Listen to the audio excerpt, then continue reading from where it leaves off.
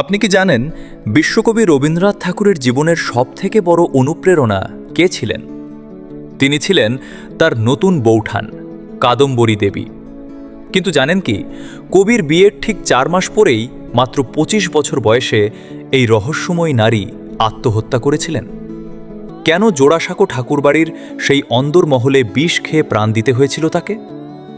এই মৃত্যুর পেছনে কি লুকিয়েছিল কোনো গভীর ষড়যন্ত্র, নাকি একতরফা দহন?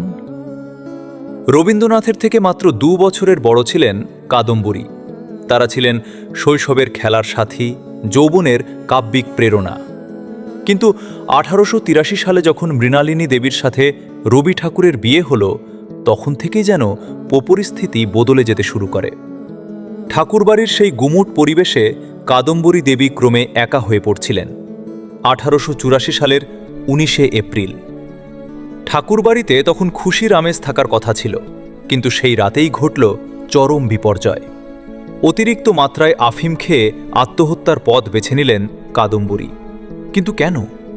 শোনা যায় তার সুইসাইড নোট উদ্ধার করা হয়েছিল, যা ঠাকুর পরিবারের নির্দেশে জনসমক্ষে আসার আগেই নষ্ট করে ফেলা হয়। সবথেকে ভয়ঙ্কর বিষয়টি হল, তৎকালীন প্রভাবশালী ঠাকুর পরিবার এই মৃত্যুকে ধামাচাপা দিতে মরিয়া হয়ে উঠেছিল। কোনো পুলিশি তদন্ত হতে দেওয়া হয়নি।